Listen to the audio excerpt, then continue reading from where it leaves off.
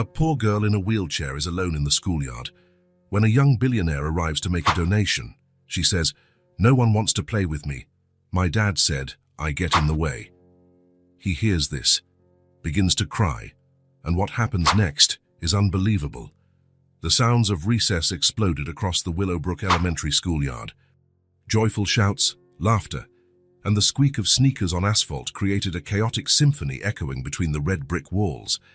It was one of those perfect September days when the sun still held summer's warmth, but the wind already whispered promises of autumn. Children darted everywhere, organizing impromptu games. The yard buzzed with pure energy, that energy only children can produce, as if they could convert air into joy. In the midst of all this burst of life, there was one completely silent corner. Lily was there, as always. Her small pink wheelchair was positioned under the shade of an oak tree, far enough from the commotion not to bother anyone, but close enough to observe every movement, every laugh, every game she was never a part of. She hugged a doll that had clearly seen much better days. Its blonde hair was frayed and tangled, with some strands missing. The blue dress, which must have once been vibrant and was now faded and torn. One of the doll's arms dangled loosely, held only by a few stubborn threads. At 4 years old, Lily had already learned a cruel lesson. Recess meant 30 minutes of absolute solitude. 30 minutes watching other children enjoy themselves in ways that seemed impossible for her. 30 minutes hugging her only companion, pretending she didn't care. "Clara, do you think anyone will talk to us today?" she whispered to the doll, adjusting the worn dress. Naturally, Clara didn't answer, but Lily had learned to imagine the responses, creating entire conversations in her head. It was easier that way. At least Clara never rejected her, never ran away, never made that uncomfortable face other children did. "Let's play hide and seek," a curly-haired girl shouted. "I want to count first," another replied. Lily hugged Clara tighter, feeling that familiar pang in her heart. She already knew how this scene would unfold. The children would scatter across the yard, find hiding spots, laugh when discovered, and not once would they look in the direction of the girl under the tree. It was as if she were invisible, a shadow in the corner of the yard, as much a part of the landscape as the oak tree itself. "It's okay, Clara," she murmured. "First we have each other, right?" Across the schoolyard walked a man who clearly didn't belong in that setting. Nathan Cross wore a suit that cost more than many teachers, annual salaries, Italian leather shoes that gleamed even in the shade, and carried a watch that could pay for several children's college tuition there. Beside him, Principal Mrs. Peterson tried to keep pace, constantly adjusting her slipping glasses. She was visibly nervous. It wasn't every day a billionaire personally visited small Willowbrook Elementary. "Mr. Cross, I cannot express how grateful we are for your generosity," she said for the third time. "Note the children have never received such a significant donation." "Please, just call me Nathan," he replied, watching the children play. "And you don't need to thank me. Everyone deserves a little joy in life." Nathan Cross was only 28, but his tech company had already revolutionized how people communicated. $3 billion in the bank, a penthouse in Manhattan, cars most people only saw in movies. He had everything money could buy. But at that moment, carrying 2 enormous boxes of toys, he felt more nervous than in any business meeting. "The children will be ecstatic," Mrs. Peterson continued. "And many of them have never received anything new." It was his first visit to a school since graduating, over a decade ago.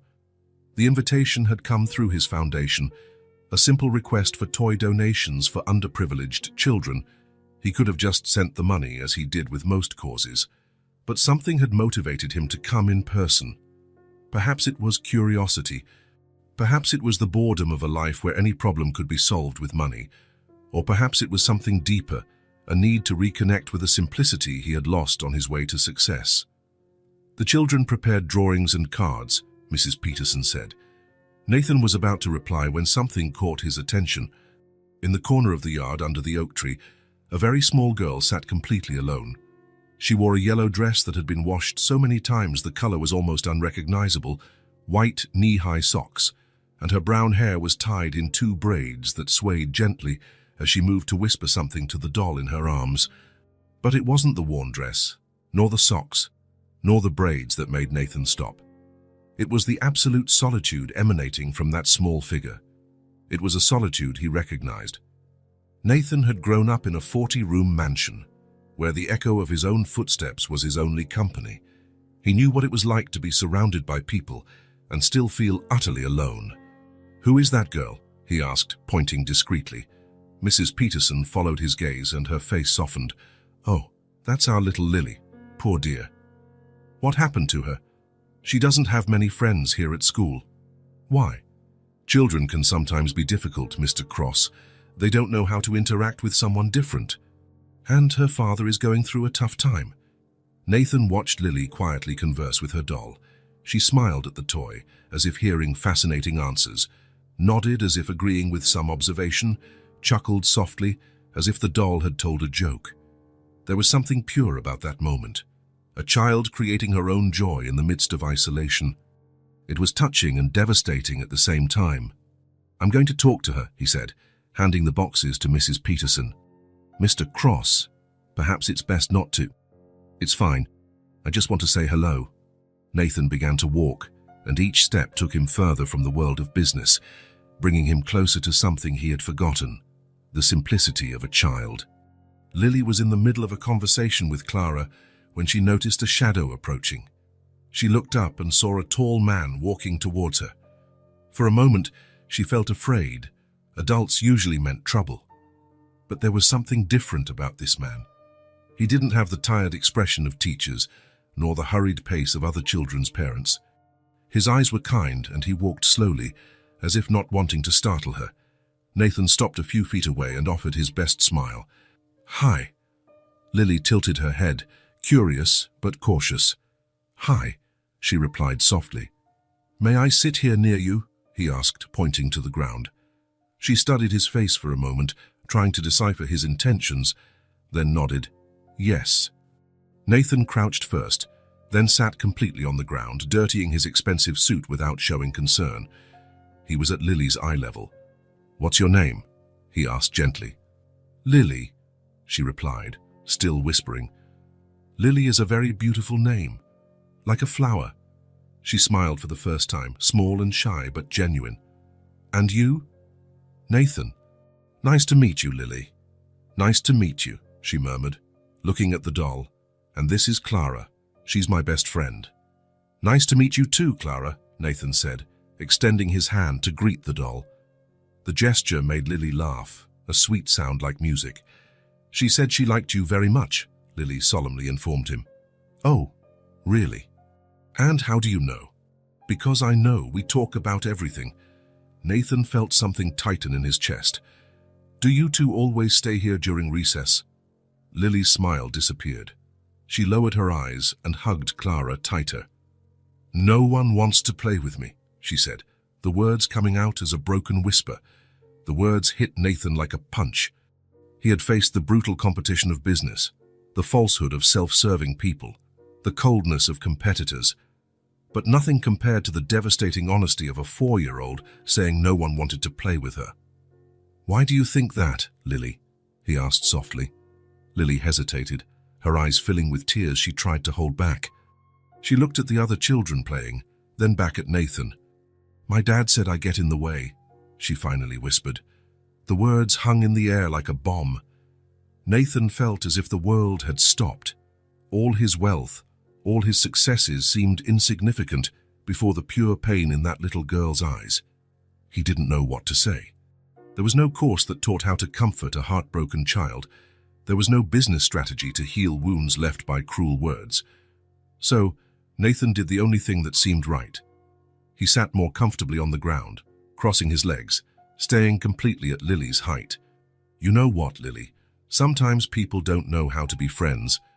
But that doesn't mean you get in the way, not at all." Lily looked at him curiously, still hugging Clara, but there was a spark of hope in her eyes. "You seem like a really nice girl, and Clara seems amazing too." "Really?" she asked, her eyes shining. "Really? Can I be your friend?" The smile that spread across Lily's face was like the sunrise, slow but capable of illuminating everything around her. "You really want to play with me?" "I do." "What do you two like to do?" "We like to pretend we're at a tea party, or that we're princesses, or that we're flying through the sky." "Flying?" Nathan asked, intrigued. "Yes. Clara loves to fly. She always tells me about the clouds and the birds and how beautiful it is up there." Nathan felt his heart ache. "And you, Lily? Do you like to fly?" Lily looked at her legs, then at her wheelchair, then at Nathan. "I fly with her. In my imagination. It's the best kind of flying." At that moment, Nathan Cross, the man who had built an empire, who had transformed ideas into billions, who had conquered everything the world considered important, realized he had never found anything as valuable as the pure imagination of a child. "Then let's fly together," he said, standing up. "Can you teach me?" Lily laughed, louder this time. "You don't know how to fly?" "Not a clue. I'll need a very good teacher. I can teach you. First, you close your eyes and imagine you're floating." And so, in the middle of the Willowbrook schoolyard, a billionaire learned to fly with a 4-year-old girl and her worn doll. They closed their eyes and stretched out their arms, imagining clouds and blue sky and places where no one was ever alone. When Lily opened her eyes, Nathan was still there, arms outstretched and a genuine smile. "Thank you for playing with me," she said, her voice full of gratitude. Nathan felt something shifting within him, a connection that had nothing to do with money or power. It was something simpler and more complex than any deal he had ever closed. "Thank you for teaching me to fly, Lily." The bell for the end of recess echoed across the yard, and the other children began to run towards the building. Nathan watched Lily adjust Clara on her lap and maneuver her chair with impressive skill. "Are you coming back?" she asked before rolling away, vulnerability in the question. Nathan looked at that extraordinary girl, with her faded yellow dress, her swaying braids, her eyes full of cautious hope, and knew his life had changed forever. "Fate will," he replied without hesitation. "I promise." And for the first time in a long time, Nathan Cross made a promise he knew he would keep, not out of obligation or strategy, but because he had found something he didn't know he was looking for. As Lily rolled away, Nathan remained under the oak tree, feeling that something fundamental had changed within him. He had come to donate toys, but he ended up gaining something infinitely more valuable: the memory of what it was like to be a child, and the certainty that some connections are worth more than all the money in the world. Nathan hadn't slept well the night before. Every time he closed his eyes, he saw Lily's face, those big eyes full of sadness when she said no one wanted to play with her, the shy smile that appeared when he sat on the ground to talk, the way she hugged Clara as if the doll were her only protection in the world. By 6 in the morning, he was already up having coffee and planning his day. But instead of thinking about meetings or investments, his mind was completely focused on one thing: finding the perfect gift for a 4-year-old girl who had touched his heart in a way he couldn't explain. Nathan left home earlier than usual and drove to the best toy store in Manhattan. The place was just opening when he arrived, and the saleswoman seemed surprised to see a man in a suit entering the first minute of business. "Good morning, sir. How can I help you?" she asked, still organizing some items on the counter. "I'm looking for a very special doll," Nathan said, and realized how strange those words sounded coming from his mouth. "It's for a 4-year-old girl." "Of course, we have an entire section dedicated to dolls. Do you have any specific preferences?" Nathan thought for a moment. "She needs to have brown hair and a dress, lilac, perhaps, something that looks special but not intimidating." The saleswoman guided him to an area filled with dolls of all types and sizes. Nathan observed each one carefully, trying to imagine which one Lily would choose if she could. He wanted something that was different from Clara, not to replace her, but to be her companion. After examining dozens of options, his eyes landed on a doll that seemed perfect. She had curly brown hair that shimmered softly under the store lights, large, expressive eyes, and wore a lilac dress with small white lace details. It wasn't overly elaborate, but there was something special about her, a quality Nathan couldn't define, but which immediately made him think of Lily. "This one," he said, pointing. "This one is perfect." The saleswoman smiled. "Excellent choice. This doll is part of our premium line. She has articulated joints that allow for various poses, removable clothes, and even comes with some extra accessories. Great. Can you gift wrap it specially? It's a very important present. While waiting for the wrapping to be ready, Nathan found himself imagining Lily's reaction.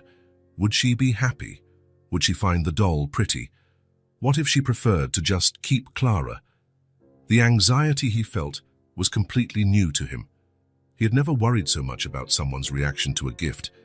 An hour later, Nathan was parking in the same spot as yesterday in front of Willowbrook Elementary. The carefully wrapped gift was on the passenger seat, and he picked it up with the same care he would use for something extremely fragile. Recess hadn't started yet, so Nathan decided to wait at the reception. Mrs. Peterson appeared a few minutes later, looking surprised but visibly pleased to see him again. "Mr. Cross, what a pleasant surprise. We didn't expect to see you again so soon." "Nathan, please," he corrected automatically. "I brought something for Lily. I hope you don't mind." The principal's eyes lit up when she saw the package in his hands. "Of course I don't mind. What a lovely gesture. I'm sure she'll be delighted. Can I wait until recess to give it to her?" "Of course. You can wait in my office if you like." Nathan shook his head. "I prefer to wait right here, if it's not a problem. I want to see her when she comes out to the yard." Mrs. Peterson smiled understandingly. "Of course. By the way, yesterday afternoon, Lily wouldn't stop talking about you to her teacher, Miss Sarah. She was radiant. It's been a long time since we've seen her so excited." These words warmed Nathan's chest in an unexpected way. Knowing he had been able to bring some joy into Lily's life made him feel more fulfilled than any billion-dollar deal he had ever closed. The recess bell rang, and Nathan felt his heart quicken. He positioned himself near the door leading to the yard, watching the children come out in noisy, excited groups. Lily was one of the last to appear, as always.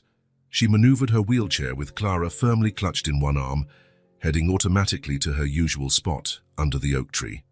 Nathan waited until she was settled before approaching. When Lily saw him walking towards her, her face lit up with a smile that was worth every minute he had spent in the toy store.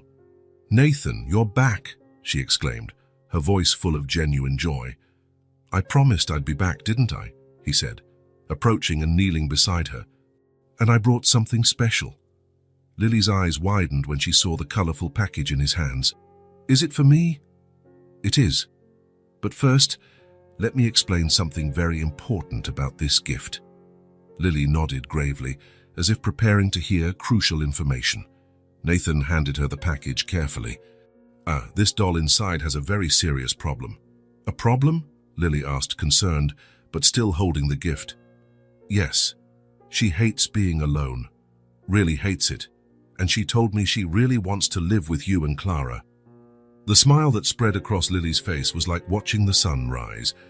With small but determined fingers, she began to carefully unwrap the package, as if wanting to preserve every bit of the colorful paper. When the doll finally appeared, Lily gasped in surprise. "She's beautiful." "What will her name be?" Nathan asked. Lily studied the doll for a few moments, gently touching her brown hair and adjusting the lilac dress. "Bella. She looks like a Bella." "Bella is a perfect name." Lily hugged the new doll against her chest, along with Clara.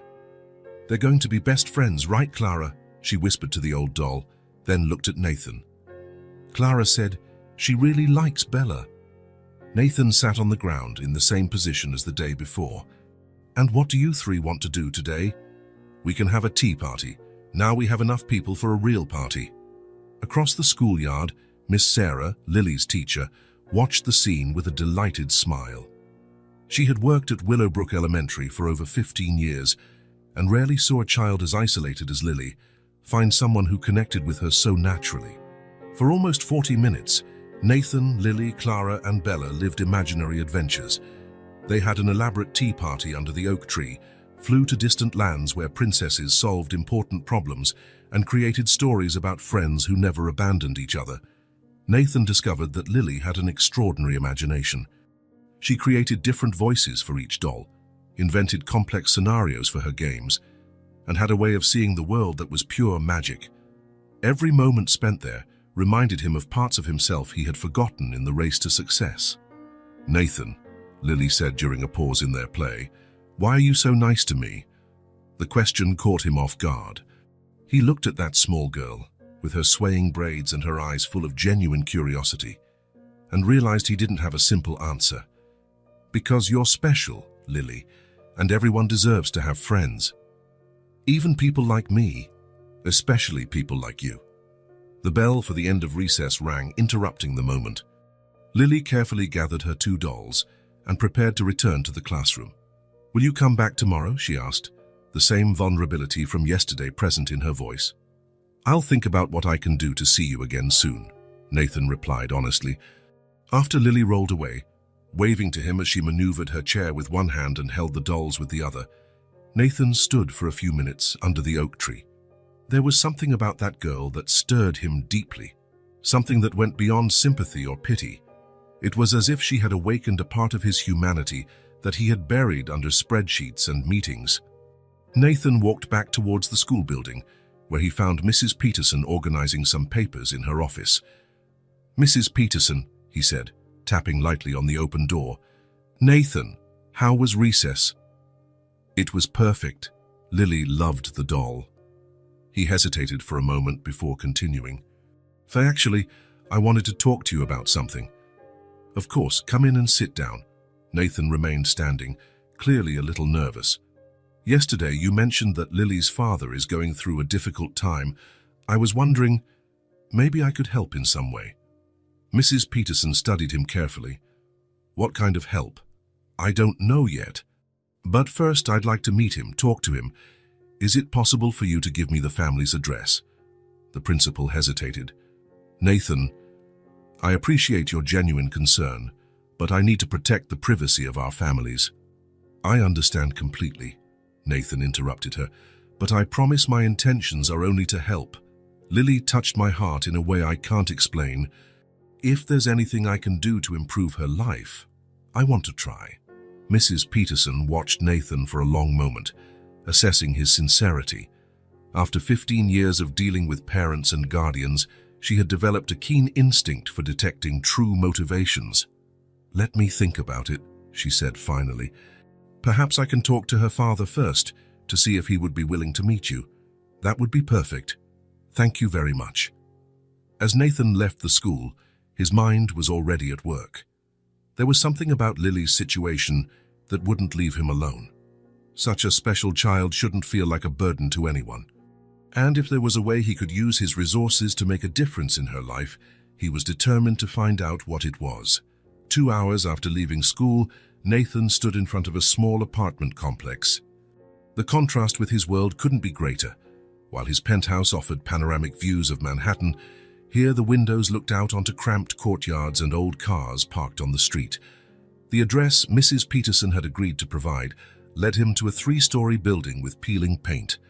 Number 247B was nailed to a faded blue door on the 2nd floor, accessible by an external staircase that creaked with each step. Nathan climbed slowly, mentally organizing what he would say. It wasn't common for him to make unannounced visits, especially to people who didn't even know he existed. But the image of Lily saying she got in the way wouldn't leave his mind. He knocked on the door 3 times. Heavy footsteps approached, and the door opened just a few inches, held by a security chain. A man appeared in the gap, disheveled brown hair, unshaven, tired eyes carrying the weight of someone who had slept very little. "What do you want?" The voice was rough, suspicious. "My name is Nathan Cross. I met your daughter Lily at school. I'd like to talk to you." Mark studied Nathan through the gap, the expensive suit, the gleaming watch, the confident posture. Everything screamed trouble. In his experience, well-dressed men who showed up at his door always brought bad news. "I'm not interested in buying anything," Mark said, starting to close the door. "I'm not selling anything. I just want to talk about Lily." Something in Nathan's tone made Mark hesitate. There was a sincerity there he didn't expect. Reluctantly, he removed the chain and opened the door. Mark wore a paint-stained white t-shirt and torn jeans. His hands were dirty, and there was an expression of profound exhaustion on his face, the kind of fatigue that goes beyond lack of sleep. "Come in," he said unenthusiastically. The apartment was small and modestly furnished. The living room combined with the kitchen in a single space, where a table was covered with papers, bills, job ads clipped from newspapers, a calculator with numbers still visible. An old but clean sofa occupied the center, and Nathan could see Lily's toys in a corner. "Sorry for the mess," Mark said, gathering some papers. "I wasn't expecting visitors." "Don't worry," Nathan replied. The apartment was simple, but there was an effort to keep it organized. "Thank you for having me." Mark pointed to the sofa. "Sit down. Want some water?" "No need to trouble yourself." Mark sat in the opposite chair, keeping his distance. His crossed arms made it clear that this conversation was unwelcome. "What do you want to talk about, my daughter?" Nathan chose his words carefully. "I met her yesterday at school. I was there to make a donation and ended up talking to her during recess. And she was alone, playing with an old doll, not interacting with other children." Mark clenched his jaw. "Lily is different from other children. It's hard for her to make friends. I understand that, but I talked to her and there's something that worries me." "What kind of concern?" Mark asked, defensively. Nathan took a deep breath. "She told me no one wants to play with her, and then she said something that stuck with me." Mark waited, tension growing in his shoulders. "She said you told her she gets in the way." The words fell like stones. Mark froze, blood draining from his face. When he finally spoke, his voice was hoarse. "She said that?" "She did, and from the way she said it, it was clear those words hurt her deeply." Mark stood abruptly, walking to the window. He stood with his back to Nathan, hands clenched into fists. "You don't understand," he said, voice low and tense. "You have no idea what it's like." "Then explain it to me." Mark turned, tears of anger in his eyes. "You want to know what it's like? I wake up at 5 in the morning to work on a construction site. I come home at 6 covered in mud. Then I have to bathe her, make food, help with homework. And after she's asleep, I stay up until dawn looking for other jobs because one job doesn't pay the bills." Nathan listened in silence. "And you know what's harder?" Mark continued, voice breaking. "It's seeing other kids running and knowing my daughter will never be able to do that.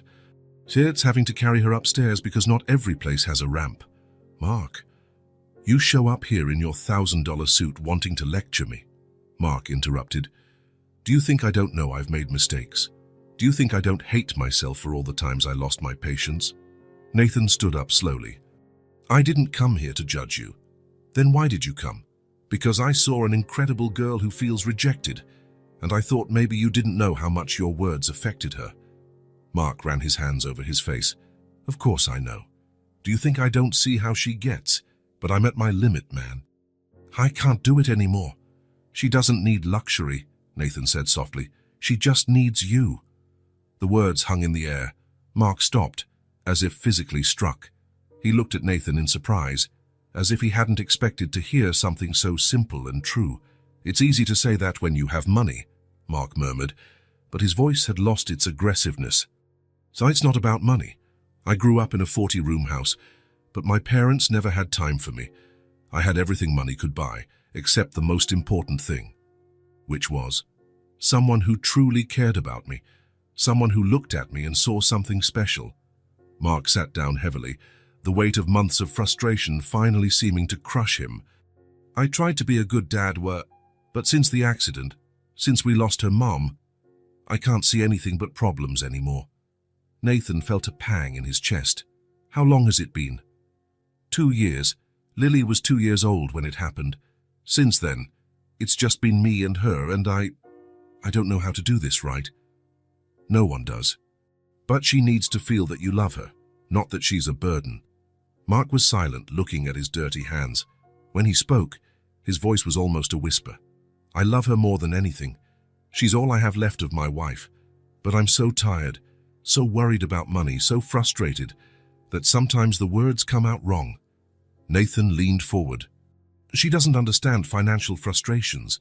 She only understands that her father, the most important person in her life, said she gets in the way." The words hit Mark like punches. He covered his face, and Nathan could see his shoulders trembling. "I messed up, didn't I?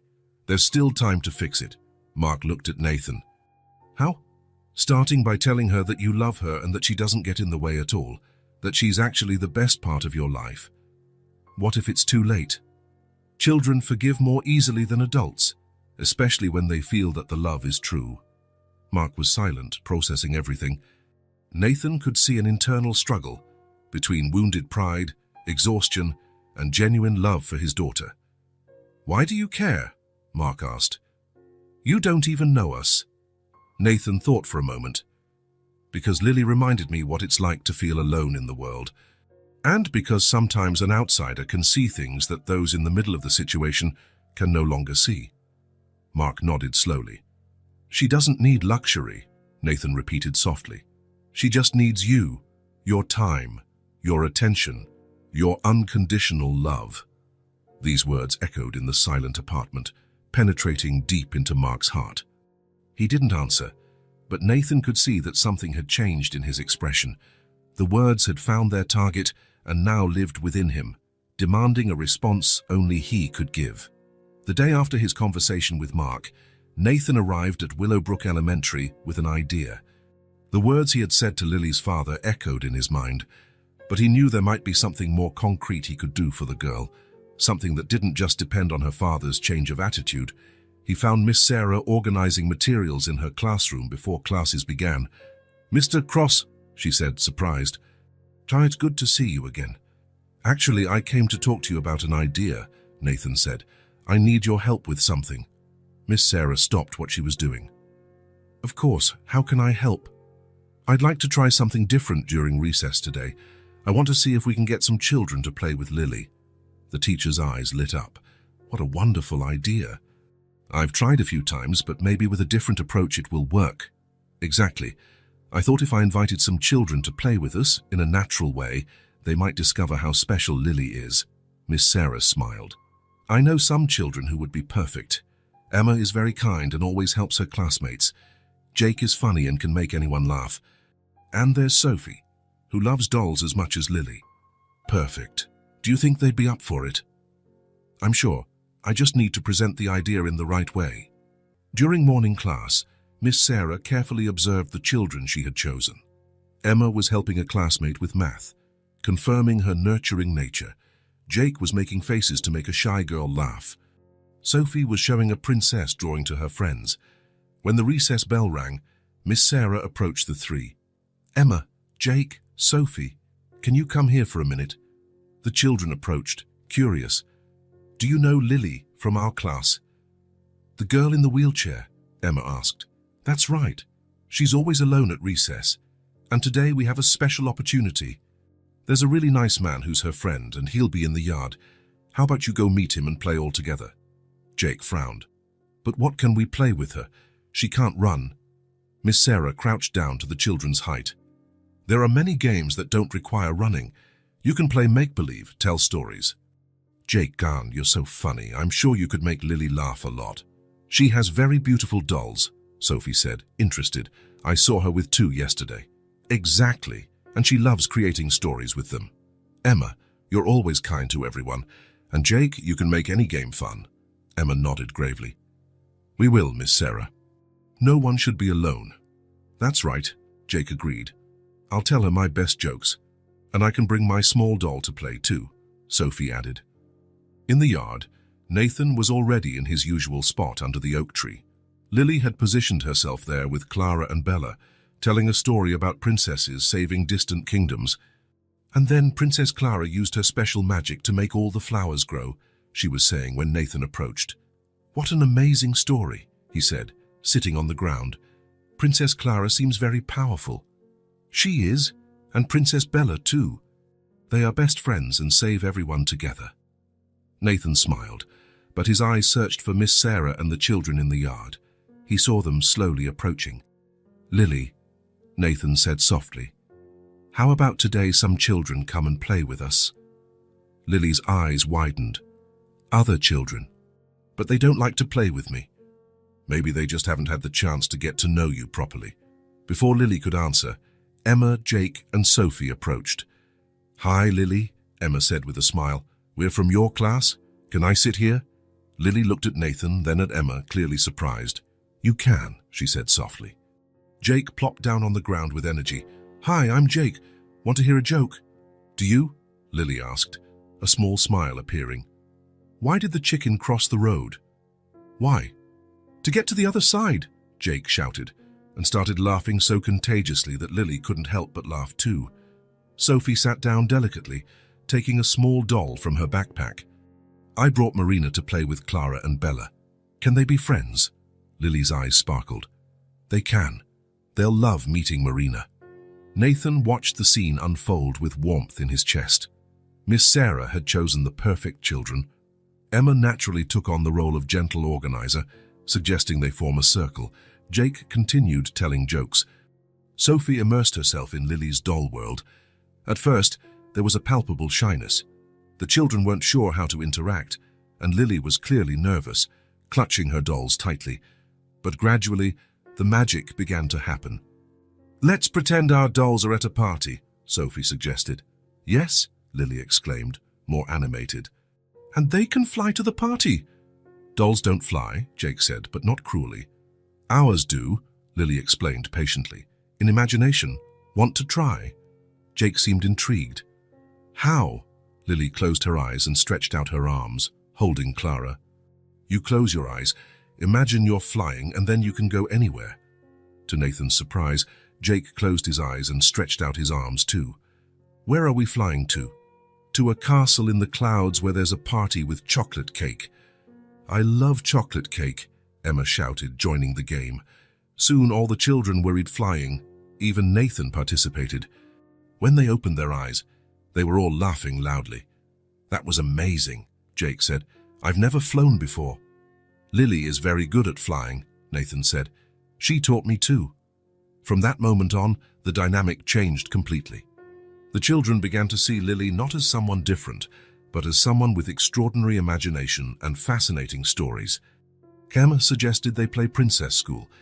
Jake invented that the dolls were superheroes. Sophie created a magical beauty salon. But it was Lily who shone at the center of it all. Her ability to create complex stories fascinated the other children. She gave different voices to each doll, created elaborate dialogues, and had a way of making any game more interesting. "Now, how do you invent so many stories?" Emma asked, impressed. "I have a lot of time to think," Lily replied honestly, "and Clara and Bella tell me many things." "They talk to you?" Jake asked, fascinated. "In my head. You can hear them if you pay attention." Jake picked up the doll Marina and held her close to his ear. "Marina, are you there?" Lily laughed. "She said you're very funny and she likes your jokes." "Really?" Jake smiled proudly. For 40 minutes, the children created an entire world of adventures. Lily was at the center of everything, not despite her wheelchair, but because her natural imagination made her the leader of the games. Nathan watched with a sense of triumph that surpassed any business success. Seeing Lily laughing, speaking confidently, being accepted and admired was better than closing the biggest deal of his life. When the bell rang, the children protested. "Oh no, is it over already?" Sophie complained. "Can we play again tomorrow?" Emma asked Lily. "You want to?" Lily asked, hardly believing it. "Of course," Jake said. "You tell the best stories. And our dolls can have more adventures," Sophie added. Lily was radiant. "Yes, tomorrow we can pretend they're going to an underwater kingdom." The children said goodbye excitedly, promising to return. Nathan helped Lily organize her dolls. "How do you feel?" he asked. "It's like I'm really flying," she replied, eyes shining. "They really liked me." "Of course they did. You're amazing, Lily." For the first time since he had met her, Nathan saw Lily as she truly was, not a lonely and rejected girl, but a brilliant child with unique gifts that only needed the right opportunity to blossom. In the center of that circle of new friends, she had found her place to shine. The school bus stopped in front of the apartment complex at 4:30 in the afternoon, as usual. But this time, something was different. From the moment the door opened, Lily's excited voice could be heard chatting animatedly with the driver. And then Jake pretended the doll was flying upside down. It was so funny. And Emma said, "I tell stories better than books." The driver, Mr. Williams, smiled as he helped Lily down. In 2 years of driving that girl, he had never seen her so animated. Usually, she traveled in silence, hugging her dolls, looking out the window with that distant expression that broke any adult's heart. "Looks like you had a special day today, little one," he said, positioning the wheelchair. "The best day of my whole life," Lily exclaimed, settling Clara and Bella on her lap. "Tomorrow we're going to play Underwater Kingdom." Lily said goodbye to the driver with an energy he had never seen in her and began to maneuver her chair towards the building. But instead of her usual careful, resigned movement, she was, in some impossible way, bouncing in her chair. It was as if all the joy she had accumulated during the day was overflowing into every movement. She sped up the chair, made small, unnecessary turns, stopped to wave at neighbors who didn't even know her well, all while holding the two dolls against her chest. As she climbed the external stairs, Lily hummed a song she had invented about princesses making magical friends. Her voice echoed through the hallway, filled with a pure happiness that seemed capable of lighting up the entire building. When she reached the door of apartment 247B, she didn't even wait to fully enter before she started talking. "Dad! Dad!" she shouted, pushing the door so hard it hit the wall behind it. Mark came out of the kitchen, where he was trying to fix a leaky faucet that had been dripping for weeks. His hands were greasy, and there was a tired expression on his face, the same old tiredness. But when he saw Lily, something in his expression changed. His daughter was radiant. There was no other word to describe it. Her eyes shone in a way he hadn't seen in so long that he had forgotten what it was like. Her cheeks were flushed with excitement, and she gestured with the dolls as if she wanted them to join the conversation too. "Dad, I played with my classmates," she said, the words spilling out in a torrent of enthusiasm. "Nathan called them, and they played with me." Mark stood there, holding the wrench, trying to process what he was hearing. In over 2 years, since Lily had started school, she had never, not once, come home talking about playing with other children. "Emma, Jake, and Sophie," Lily continued, maneuvering her chair closer to him. "And Bella played too. They said my stories are the best ever." She held up Bella, the new doll Nathan had given her. "Bella made friends with Marina, who is Sophie's doll, and Jake learned to fly in imagination. He said he had never flown before." Mark slowly put the wrench on the kitchen counter, without taking his eyes off Lily. There was something mesmerizing about seeing her so happy. It was like watching a wilting flower suddenly blossom again. "And guess what else, Dad?" Lily asked, her eyes shining even brighter. "They want to play with me again tomorrow.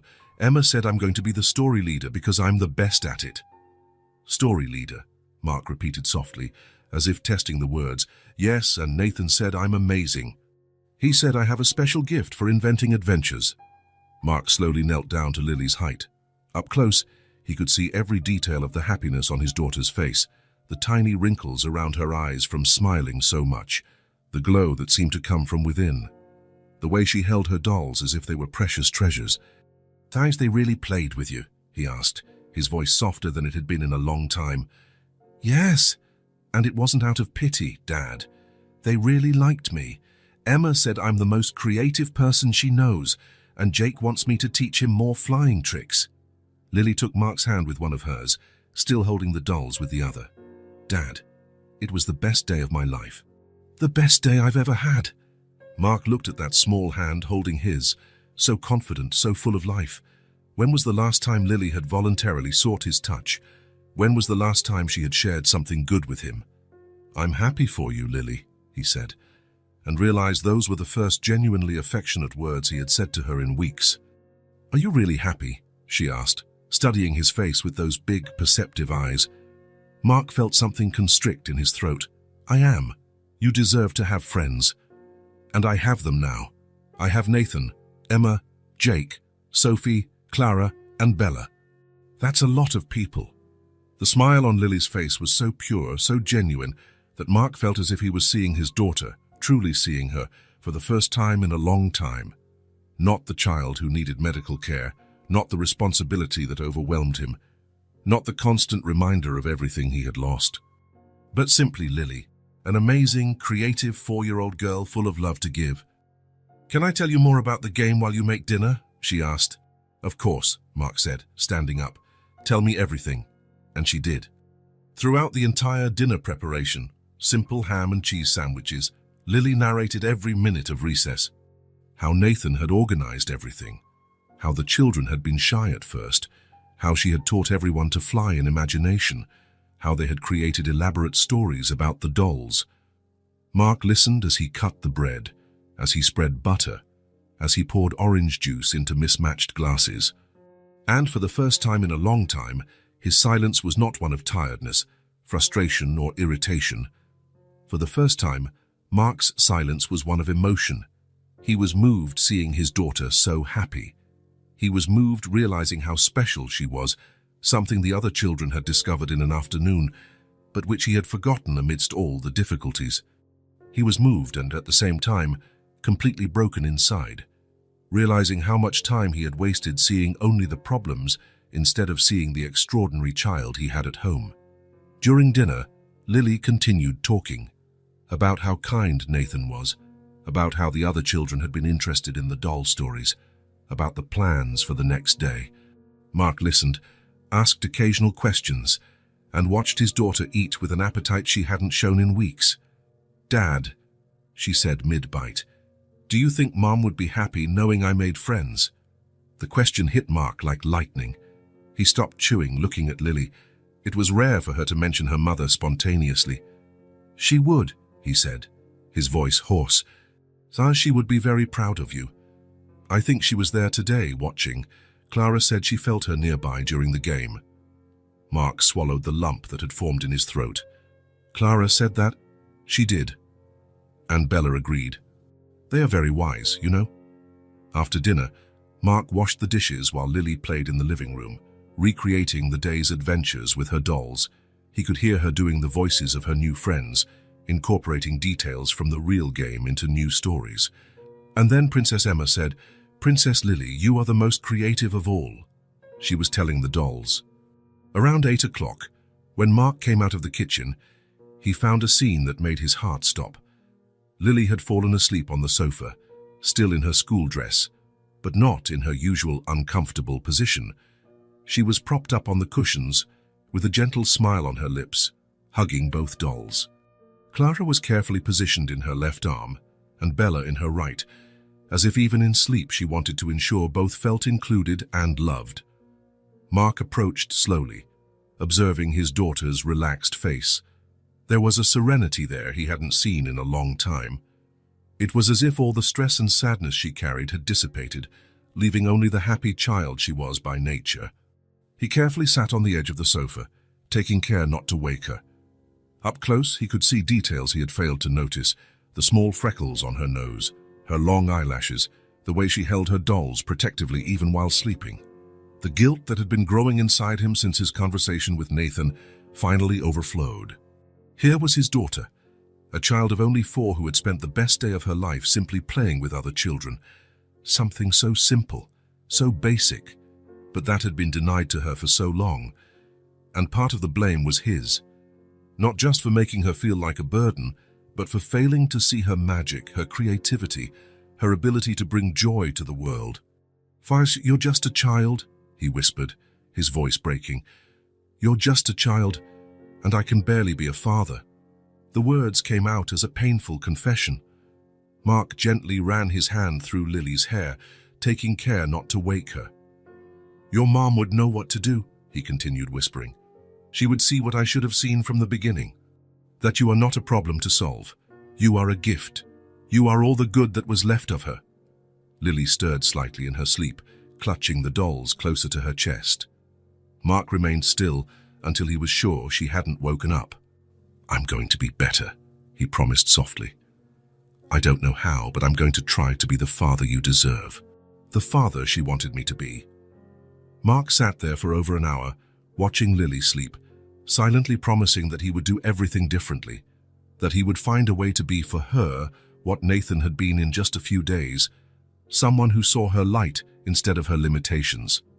When he finally carried her to her room, carefully placing her in bed and arranging the dolls beside her, Mark felt something he hadn't felt in a long time. Hope. Hope that it wasn't too late to fix what had been broken. Hope that he could still be the father Lily needed. And hope that the smile she had brought home that day could become permanent in their lives. Mark woke up that morning with a strange feeling. After watching Lily sleep the night before, seeing her so happy, so at peace hugging her dolls, something had changed within him. It was as if a door that had been locked for 2 years had opened a crack. letting in a little light. Breakfast was different. Lily was still radiant from the day before, telling about her adventures with her new friends. But this time Mark really listened, not with forced patience as usual, but with genuine interest. "And today, Emma said we're going to play Underwater Kingdom," Lily explained while eating cereal. "Bella and Clara are going to be mermaid princesses." "Mermaid princesses," Mark repeated, and for the first time in a long time, there was a true smile in his voice. "What an interesting adventure." Lily looked at him in surprise. "Do you really think it's interesting?" "I do." "You have an amazing imagination, Lily." The smile that spread across her face was like sunbeams. Mark felt a pang of something he couldn't identify: pride, regret, perhaps a mixture of both. After Lily went to school, Mark tried to follow his normal routine. He had a painting job at a house 3 neighborhoods away. But throughout the drive, throughout the morning painting walls, his mind was elsewhere. He kept seeing Lily the night before, sleeping so peacefully, hugging her dolls. He kept hearing her excited voice talking about her new friends, and above all, he kept hearing Nathan's words, "She doesn't need luxury. She just needs you." Around noon, Mark called his boss and made up an excuse about not feeling well. It wasn't a lie, he really wasn't well, but not physically. It was something much deeper. He went home and found the apartment silent. He walked through the rooms, seeing everything with different eyes. Lily's toys organized in a corner, the drawings taped to the refrigerator, the small wheelchair next to the table. When was the last time he had truly looked at these things? He approached the refrigerator and studied the colorful papers. There were drawings of princesses with elaborate dresses, drawings of flying animals, and in many of them 2 figures, one big and one small, always holding hands. Mark picked up one of the drawings. The larger figure had brown hair like his, and the smaller one was in a wheelchair, holding a doll. In the corner, in childish letters, "Me and Daddy." He didn't remember Lily showing him this drawing. When had she tried to share this, and he had been too busy to pay attention? Mark sat down heavily, still holding the drawing. For the first time in 2 years, he allowed himself to remember how things used to be. He remembered baby Lily, always smiling. He remembered how Sarah used to say Lily would be a storyteller. "She has an amazing imagination," Sarah used to say. "Watch how she plays. She creates entire worlds in her head." Mark had forgotten that. At 2 in the afternoon, he went out to the small backyard behind the building. It was a shared space and with patchy grass and a shade tree. Normally, he only went there to hang laundry. That's when he saw her. Lily was there, playing alone under the tree. She had come home from school and, instead of staying indoors as usual, had decided to take her dolls outside. Mark stood at the door watching. Lily was sitting on the grass, with Clara and Bella arranged in front of her. She was telling them a story, using different voices for each character. And then Queen Clara said, "Princess Bella, we need to save the deep-sea kingdom," Lily said, moving the old doll with theatrical gestures. Joyce and Princess Bella replied, "Let's go together. We never leave a friend behind." Mark approached silently and sat on an old plastic chair, just observing. For the first time in a long time, he really looked at his daughter, not as a responsibility, not as a reminder of everything he had lost, but as she truly was. And what he saw left him breathless. He saw a 4-year-old girl with extraordinary creativity, capable of transforming 2 dolls and a patch of grass into epic adventures. He saw someone who, despite all difficulties, had never lost the ability to dream. He saw a child who continued to believe in happy endings. And then, like a lightning bolt hitting his consciousness, Mark saw himself in her. He saw his own brown eyes reflected in hers.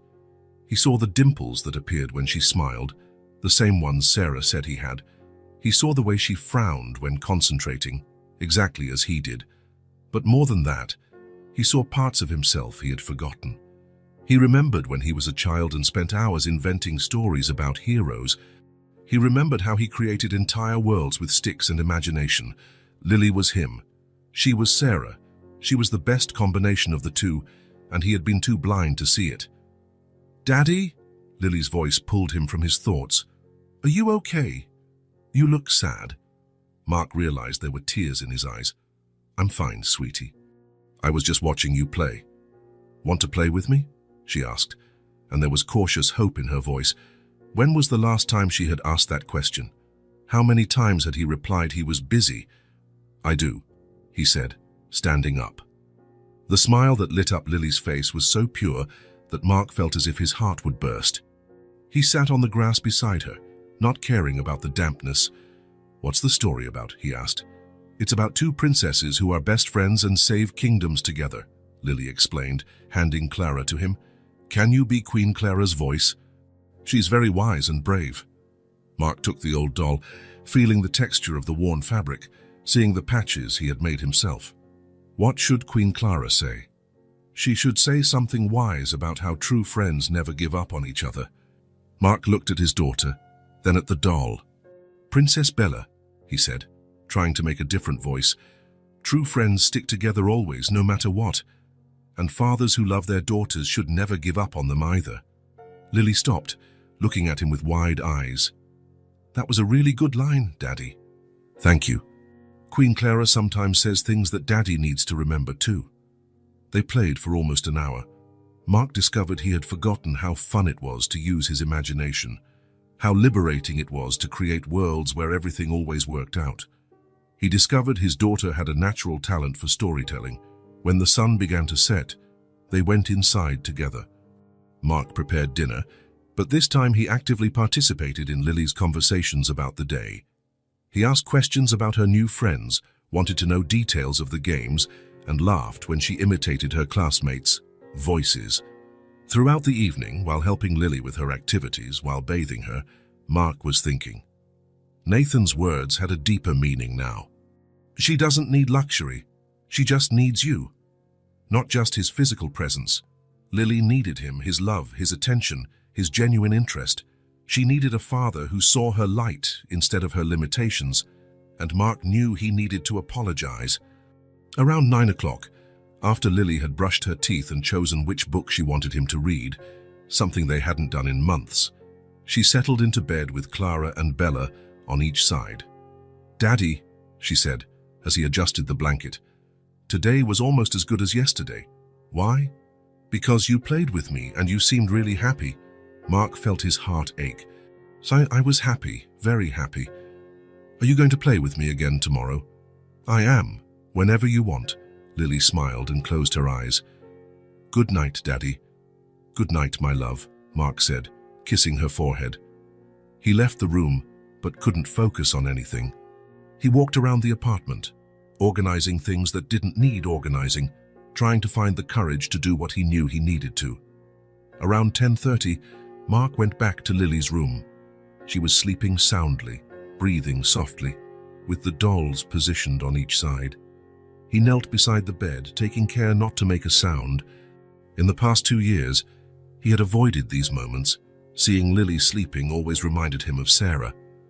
But today he needed to be there. He needed to say the words that were burning inside him. Lily, he whispered, believing she was deeply asleep. I need to tell you something. She didn't stir, and Mark took a deep breath. It was that day. The accident, he began, his voice breaking. Your mum was gone. And I was so lost, so angry, so scared, that I started to see you as the rest of it all, as part of the tragedy, instead of seeing you as you truly are. Tears began to flow. But it's not fair. It's not fair to you, and it's not fair to her memory, because you're not part of the tragedy, Lily. You're the best part of it. You're all the good she left in the world. Mark paused to control his voice. I said horrible things. I made you feel like you were a burden, when in fact you are the only good thing in my life. And I'm so sorry. I'm so sorry for being such a bad dad. It was then he heard a soft noise. Mark looked and saw that Lily had opened her eyes. She was looking at him with those big, serious eyes. Lily, I always waited for you to come back, she said softly, her voice clear in the darkness. Not home. To me. The words hit Mark like a slap. Lily slowly sat up in bed, still holding Clara. I knew you were sad about Mom, she continued, and I knew I reminded you of her in a way that hurt. But I always hoped that one day you would look at me and see me again. Mark was crying openly now. Will you forgive me? For all the bad things I said? For being so distant? Lily stretched out her small arms to him. I already had, Daddy. Mark leaned in and hugged her, feeling as if he was hugging his daughter for the first time in 2 years. She was so small, so fragile, but there was a strength in her that surprised him. I love you, he whispered in her ear. I love you so much, and I'm sorry it took me so long to show it properly. I love you too, Daddy, and Mom loves you too. Clara told me.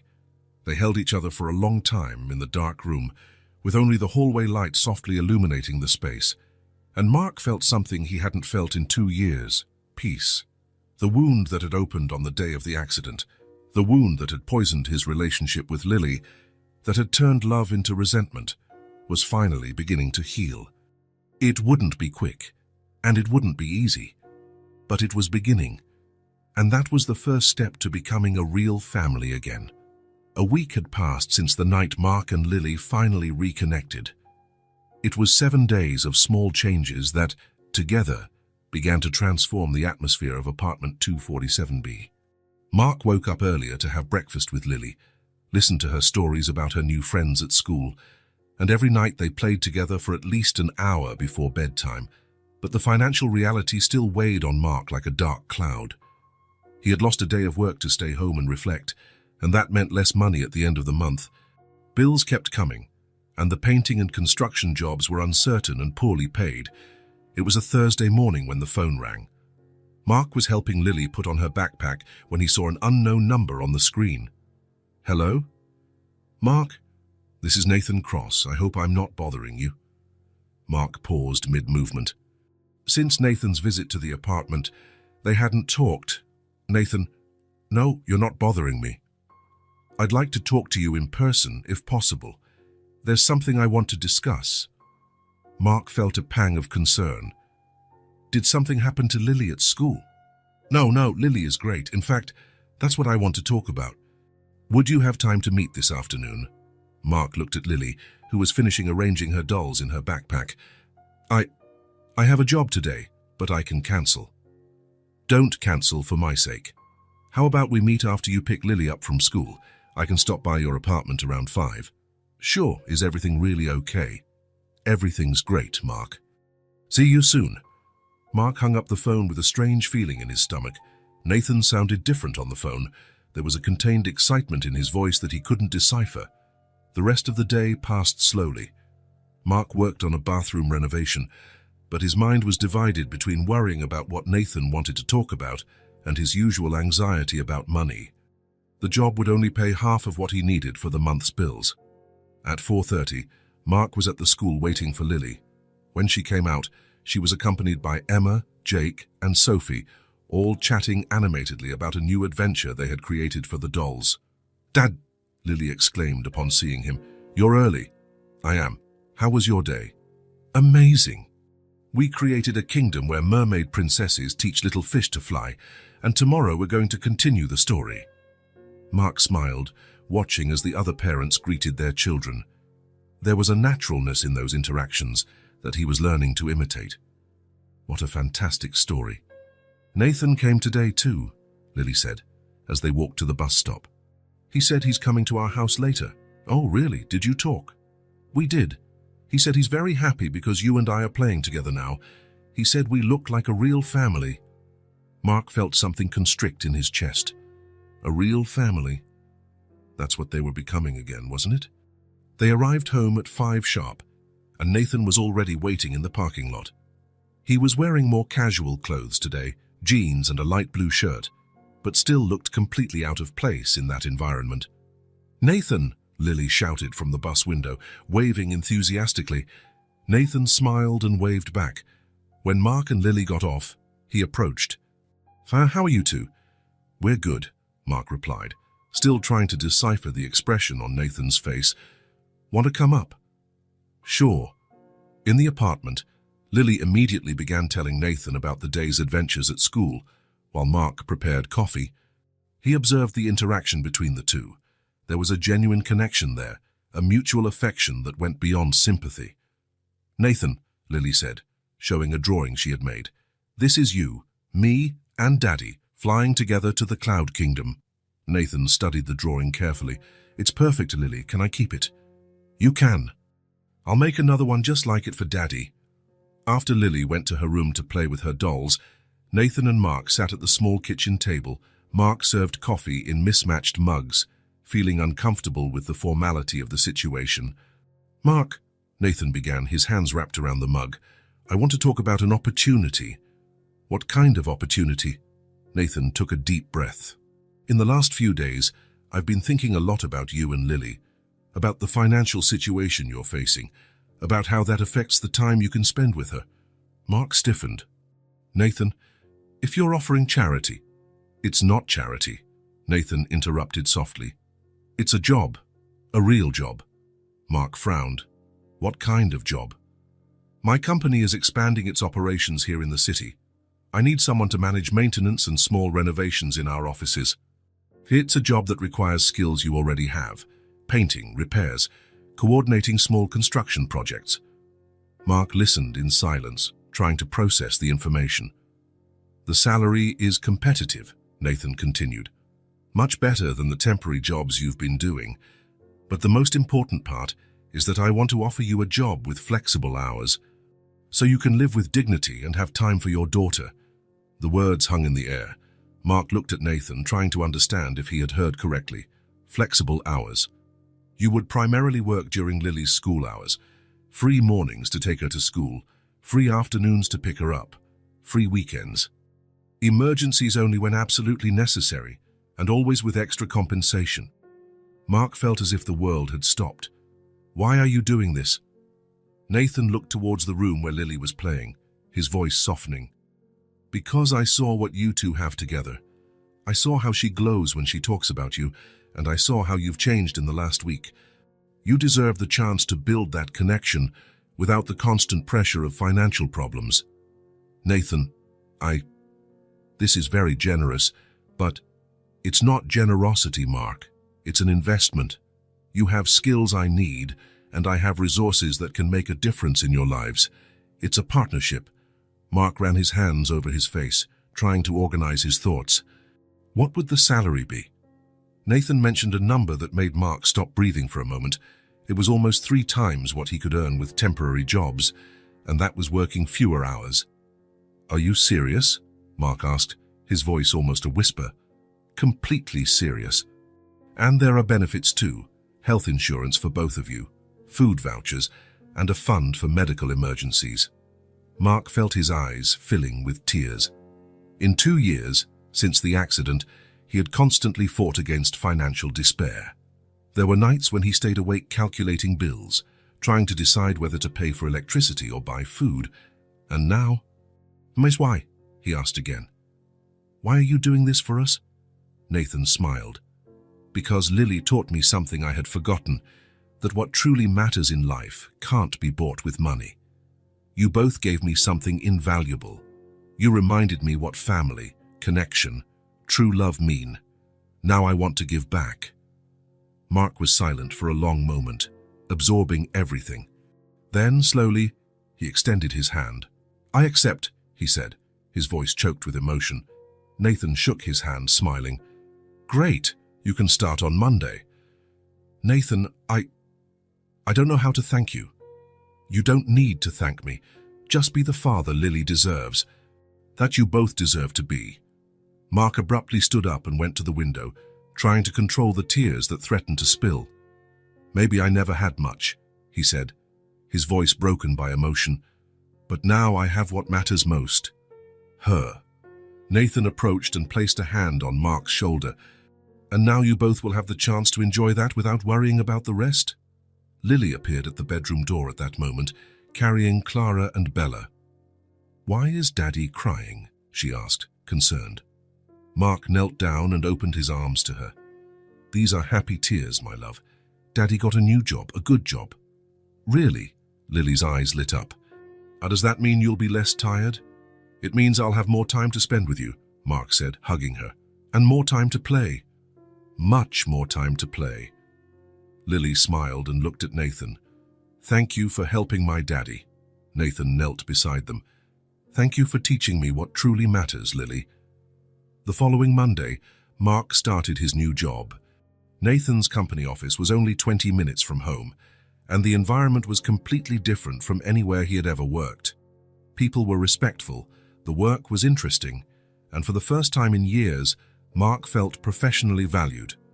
But the real change happened at home. With predictable hours and a stable salary, Mark found that he could be the father he had always wanted to be. He woke up early to prepare a special breakfast for Lily, pancakes on weekends, funny-shaped scrambled eggs during the week. He took her to school every morning, talking about their plans for the day. "Dad," Lily said one of those mornings as they walked to school, "did you know Emma said you're the most smiling dad ever?" "Smiling?" Mark laughed. "And what did you say?" "That you weren't like that before, but now you remember to be happy." The words hit Mark in an unexpected way. Remember to be happy. That's exactly what it was. He had forgotten how to be happy, and Lily had helped him remember. Afternoons became Mark's favorite time. He would pick Lily up from school, and they always stopped at the small park on the way home. Lily had made friends with other children, besides Emma, Jake, and Sophie, and Mark watched with pride as she became popular for her creativity and kindness. "Dad, look!" Lily shouted one of those afternoons, pointing to the adapted swing that had been installed in the park. "Can I go?" "Of course you can." Mark helped her transfer from her chair to the swing and began to push her gently. Lily's laughter echoed through the park, pure and contagious. "Higher, Dad. I want to really fly." "Hold on tight then." And there, pushing his daughter on the swing, seeing her laugh and feel the wind on her face, Mark realized that this was the happiest moment he had lived in years. Evenings also changed completely. Instead of collapsing exhausted on the sofa after a hard day's work, Mark had energy to have dinner with Lily, help her with homework, and spend at least an hour playing before bed. "What story are we going to create tonight?" he would ask every evening. "One where a father and daughter are adventurers exploring distant planets," Lily would reply one night. "Try one where we are detectives solving magical mysteries." On another, and Mark discovered that he had a talent for inventing stories as much as his daughter. Together, they created elaborate worlds where anything was possible, where problems always had solutions, and where father and daughter always ended up together and happy. The apartment also changed physically. With the new salary, Mark was able to buy some new furniture, a larger table for the kitchen where they could eat together comfortably, a bookshelf for Lily's books and drawings, fresh paint for the walls. But the most significant change wasn't visible. It was the atmosphere. The constant tension that had permeated that space for 2 years had disappeared. In its place, there was lightness, laughter, spontaneous conversations. "Do you know what I like most about our new home?" Lily asked one night, as Mark helped her brush her teeth. "Our new home," Mark smiled. "It's still the same house, Lily." "No, it's not. Before it was just a house where we lived. Now it's a home where we live." Mark stopped brushing and looked at his daughter in the mirror. "And what's the difference?" "In a house where you just live, you're sad and tired. In a house where you live, you're happy and play a lot." Mark knelt to her height. "And do you prefer our home where we live?" "Much more." "And you?" "Much more too." That night, after Lily fell asleep peacefully with Clara and Bella on each side, Mark sat in the living room and looked around. The apartment was the same, but Lily was right. Now they lived there, not just existed. Affection had returned to that home. Not forced affection or guilt disguised as care, but something real, visible, and light. It was in Lily's spontaneous smiles, in the way she ran to hug him when he came home from work, in the conversations that extended through dinner. It was in the way Mark had started singing in the shower again, how he laughed at Lily's silly jokes, how he woke up in the morning eager to see what adventure they would create together. And for the first time since the accident, Mark looked to the future and saw possibilities instead of just obstacles. He saw a daughter growing up happy and confident. He saw a small but complete family. He saw a new beginning that, finally, felt real and lasting. 3 months had passed since Mark started working with Nathan. It was a sunny Friday at Willowbrook Elementary, and the same schoolyard that had once been the scene of Lily's loneliness now echoed with her laughter. Under the oak tree that had previously witnessed only whispered conversations with Clara, there was now a circle of children.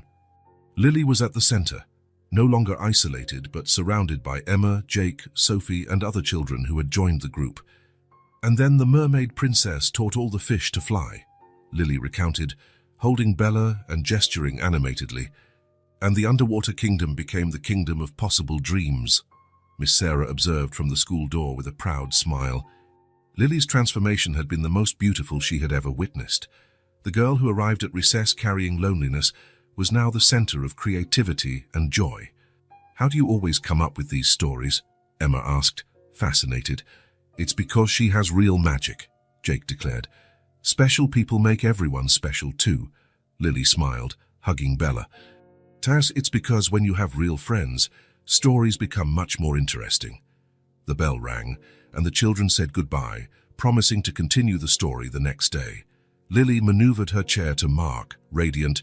"Dad, you won't believe the adventure we created today." Later, it was a typical Saturday afternoon in the backyard of the apartment complex. The autumn sun filtered through the oak leaves where the children had gathered for another storytelling session. Mark watched from the small second-floor balcony, leaning on the railing with a calm smile on his face. There was something magical about seeing Lily like this, so confident, naturally the center of attention, transforming a simple afternoon into an epic adventure. His daughter had completely changed.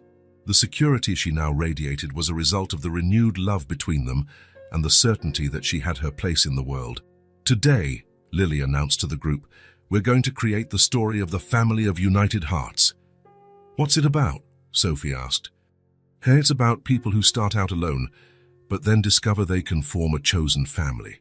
Mark smiled, recognizing elements of his own journey in his daughter's creativity. It was then he heard familiar footsteps on the stairs. Nathan appeared, carrying his usual bag of treats.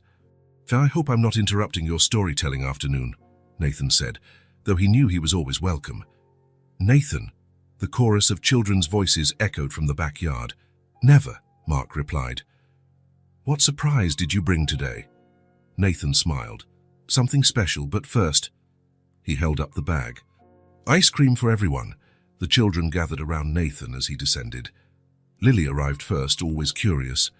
"I also brought this," Nathan said, taking out a small box with holes. "Remember the story about magical birds?" He carefully opened the box, revealing 2 small parakeets, one blue and one green. "They're real!" Anna exclaimed. "And they're ours?" Lily asked, hardly believing it. "They belong to the whole family," Nathan said, looking at Mark. "What are we going to name them?" Mark asked, seeing Lily's bright eyes. "Hope and joy, because that's what you brought into our lives." For 2 hours, the children played in the backyard. Lily's stories gained new characters, wise birds that helped heroes. Nathan naturally participated in the games, no longer as a visitor, but as an essential part of that creative universe. When the other children were called home, only the 3 remained, Mark, Nathan and Lily, watching the sunset while Hope and Joy chirped softly. "Dad," Lily said, nestled between the 2 men, "do you remember when I used to be alone under the tree at school?" "I remember," Mark replied softly. "Now I have so many friends that sometimes I can't even play with all of them on the same day." Nathan laughed. "That's a very good problem to have." "It really is. And guess what else?" Lily looked at both of them. "I think Mom sent you to us, Nathan, to take care of us." Mark felt his eyes well up, but they were tears of gratitude. "Now we're a real family," Lily continued, "small but full of love." The sun had set when they went inside for dinner. Nathan helped Mark prepare a special meal, while Lily arranged a little spot for the birds. "They're going to love living here," she said. "They'll have many stories to hear." When Nathan prepared to leave, Lily insisted on showing him the drawing she had made. A large family with 2 male figures, a girl in a wheelchair, 2 dolls, and 2 birds, all under a rainbow. "This is us," she explained. "Our chosen family. It's the most beautiful family I've ever seen," Nathan said, moved. After Nathan left, Mark and Lily sat on the small balcony. The birds chirped softly, and Lily hugged Bella, content. "Dad," she said, "today at school, Miss Sarah asked me what my biggest dream was." "And what did you answer?" "That my biggest dream had already come true. That I had a family that loves me, friends who like my stories, and a place where I can be happy. Mark kissed the top of her head. And you really have all that? And you too, right, Dad? I do, my love. I have everything. That night, Mark put Lily to bed along with Clara and Bella, while Hope and Joy chirped softly. The house was full of life, of love, of possibilities, and at the center of it all was Lily, no longer the lonely girl from the schoolyard, but a radiant child surrounded by love, a girl who had transformed loneliness into friendship, sadness into joy. Outside, the stars shone over the apartment complex, and inside, a small but complete family slept in peace. A small family, healed, alive, and among them a friend who saw what almost no one else did and stayed. If this story touched your heart, subscribe to the channel and turn on notifications so you don't miss the next ones. Leave a like because it helps this story get recommended to more people. See you in the next story.